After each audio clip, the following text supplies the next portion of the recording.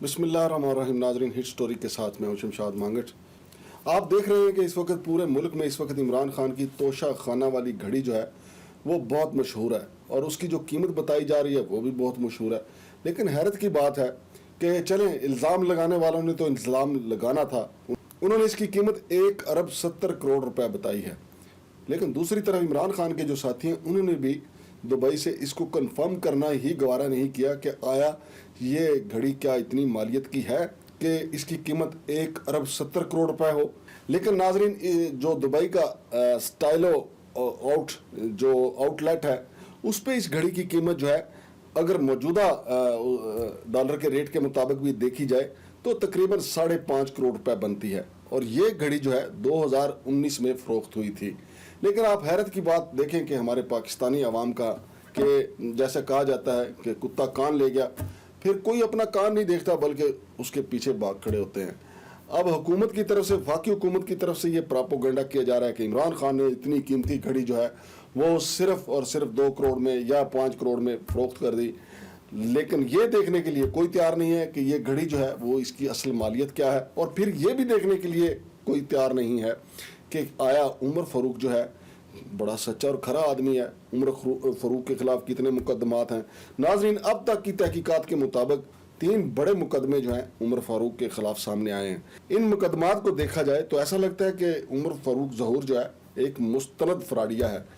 उमर फारूक ज़हूर जो है उसने पहला फ्रॉड जो किया, न्यूजीलैंड के एक शहरी के साथ मिलकर स्विट्जरलैंड में एक जाली बैंक बनाया और फिर करोड़ों रुपए ईंट लिए, यूरो, और फिर उसके बाद दोबारा मौसूफ जो है उस तरफ नहीं गए। हालांकि स्विस हुकाम जो है उमर फारूक ज़हूर को बार बार मांगते रहे दुबई हुकाम से, लेकिन उमर फारूक ज़हूर को दुबई हुकाम ने इसलिए नहीं दिया कि यहाँ पे एक बड़ी शख्सियत के साथ इसने सरमायाकारी की हुई है।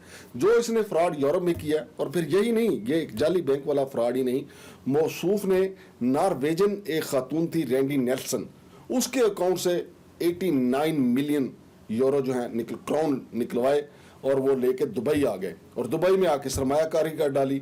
और फिर सिलसिला यहीं पे नहीं रुका, मौसूफ लंदन गए तो वहां पे टिकटिंग का कारोबार कर बैठे और उसमें भी फ्रॉड किया और 20 दिन तक मौसूफ वहां पे जेल में रहे। तो ये इंसाफ की हकीकत है। फिर सोफिया मिर्जा जो अदाकारा हैं उनके साथ शादी की, 2006 में शादी करते हैं, 2009 में तलाक हो जाती है। उनमें से 2 बेटियां होती हैं और उसको माँ का हक नहीं देते ताकि वो अपनी बेटियों के पास रहे।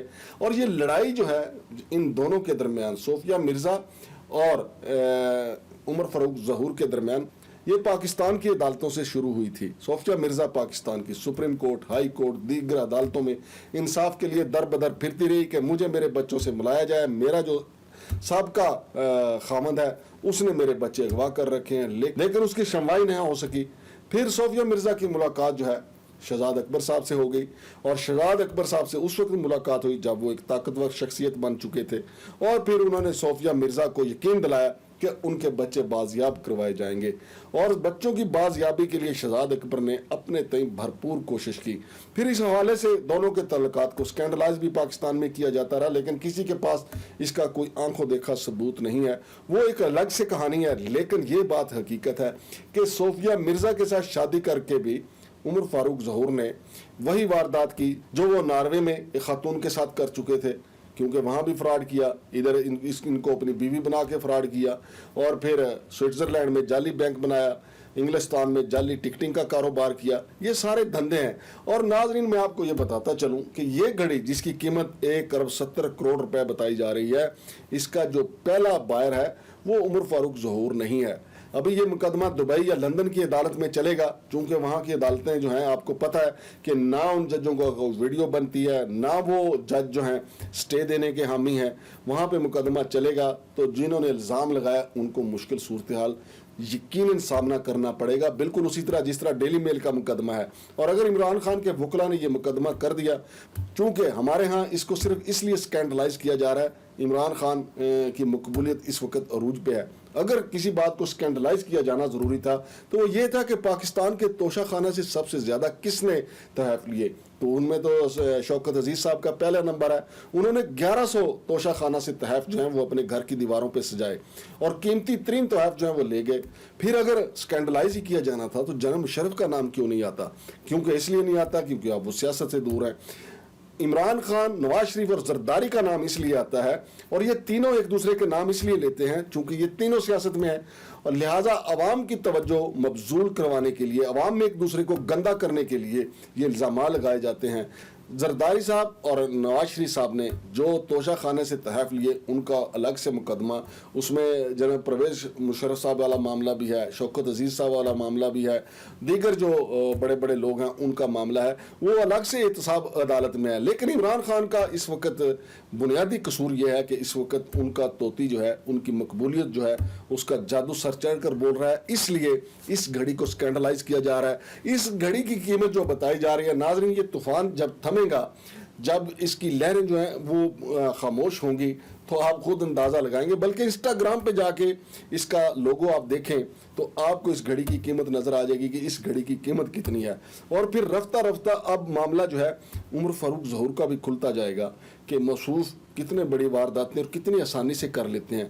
یہ آج بھی یورپ نہیں جاتے چونکہ ان کو مطلوب ہیں, یہ انگلستان نہیں جاتے چونکہ وہاں سزا یافتہ ہیں, صرف دبئی میں رہتے ہیں, اور دبئی میں اس لیے رہتے ہیں کہ وہاں کے ایک جو امیر ترین شیخ صاحب ہیں ان کے ساتھ مل کے انہوں نے سرمایہ کاری کی ہوئی ہے, اور اب ایک نیا سرمایہ کاری کا رخ کھل گیا. اور ناظرین میں آپ کو یہ بھی بتا دوں کہ ہم نے صوفیہ مرزا صاحب کو پاکستانی عدالتوں سے انصاف مانگتے ہوئے, اپنے بچے مانگتے ہوئے دیکھا کہ میرے ایکس ہسبینڈ سے میرے بچے واپس دلائے جائیں.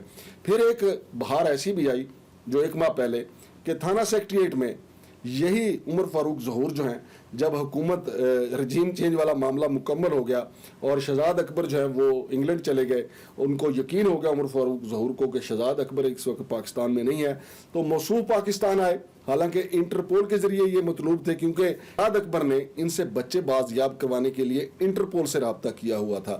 موجودہ حکومت نے عمر فاروق ظہور کا نام انٹرپول سے نکالا, اور پچھلے ماہ اکتوبر میں ناظرین اسی عمر فاروق ظہور نے موجودہ حکومت کے تعاون سے شہزاد اکبر اور ایف آئی اے کے ان اہلکاروں کے خلاف مقدمہ کروایا جو ماضی میں اس کا تختہ مشق بنائے ہوئے تھے. یعنی یہ لڑائی تو بنیادی طور پہ صوفیہ مرزا کے بچوں سے شروع ہوئی, ان کی بازیابی سے شروع ہوئی, پھر شہزاد اکبر اور ورسز عمر فاروق ظہور ہو گئے. لہٰذا اب موقع ملتے ہی عمر فاروق ظہور نے اپنی کڑک بھی نکالی ہے, اپنا رنج بھی نکالا ہے, اور شہزاد اکبر سے بدلہ لیتے لیتے انہوں نے ڈائریکٹ جو ہے عمران خان پہ حملہ کیا ہے. لیکن اب ناظرین دیکھیں, اگر میں آپ کو تھوڑا سا یاد کروا دوں, ماضی تھوڑا سا کھنگالے کہ جب پاکستان میں میمو گیٹ سکینڈل بنا تھا, ایسا لگتا تھا کہ میمو گیٹ سکینڈل کے بعد کوئی بڑا سکینڈل آئے گا ہی نہیں, اور نہ ہی اس سے پہلے کوئی آیا ہے. اس میں ایک کردار تھے منصور اعجاز. ان کے بارے میں کہا جاتا تھا کہ آصف علی زرداری صاحب نے وہ لیٹر جو تھا جو امریکی انتظامیہ کے نام لکھا گیا تھا وہ حسین حقانی نے منصور اعجاز کے ذریعے آگے پہنچایا. لیکن منصور اعجاز جو ہے پھر اس کو عدالتیں یہاں پہ بلاتی رہیں, وہ نہیں آئے. بعد میں پتہ چلا کہ ان کا تو اپنا کوئی کریکٹر نہیں.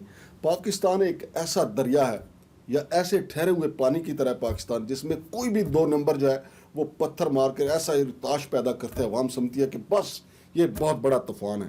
لیکن کچھ عرصے کے بعد بالکل ٹھنڈورا ہو جاتا ہے اور معاملات بالکل اپنی جگہ پہ آ جاتے ہیں. اور میں آپ کو گارنٹی سے بتا رہا ہوں کہ یہ شخص جو ہے عمر فاروق ظہور, جس کے میں نے 3 فراڈ آپ کو بتائے ہیں, کیونکہ فراڈیا پھر ایک فراڈ تھوڑی کرتا ہے, وہ فراڈ پہ فراڈ کرتا ہے, فراڈ پہ فراڈ کرتا ہے. جو اپنے بچوں کی ماں کا خیال نہیں رکھ سکتا, جسے اس بات کا احساس نہیں کہ میرے بچوں کا یہ حق ہے کہ وہ اپنی ماں کا قرب جو ہے, اس کا حق جو ہے وہ حاصل کریں, تو اس کے نزدیک پیسہ لوٹنا, پیسہ لوٹ کے مال ادھر سے ادھر کرنا, کسی پہ الزام لگا دینا کوئی حقیقت نہیں رکھتا. لیکن سب سے بڑی بات یہ ہے کہ یہ گھڑی اتنے کی نہیں ہے جتنے کی بتائی جا رہی ہے. چونکہ ہمارے ہاں بہت دیر بعد تحقیقات کی جاتی ہیں اور عوام کو ایک دفعہ انجوائمنٹ کے لیے ایک چیز فراہم کر دی جاتی ہے کہ اتنے کا دھوکہ ہو گیا, اتنے کا فراڈ ہو گیا. تو یہی اس وقت ڈھنڈورا پیٹا جا رہا ہے. ذرا اس طوفان کو تھمنے دیں, ذرا اس آندھی کو رکنے دیں. آپ کو خود اندازہ ہوگا کہ عمر فاروق ظہور جو ہے صرف 3-4 فراڈ کے مقدموں کا ہی مظہر نہیں ہے, بلکہ بے شمار مقدمات جو ہیں اب جو ہے وہ میرا خیال ہے کہ لوگ لگیں گے اور کھنگالیں گے کہ موصوف کیا کیا کرتے رہے ہیں. شمشاد مانگڑ کو اجازت دیجیے. اللہ حافظ.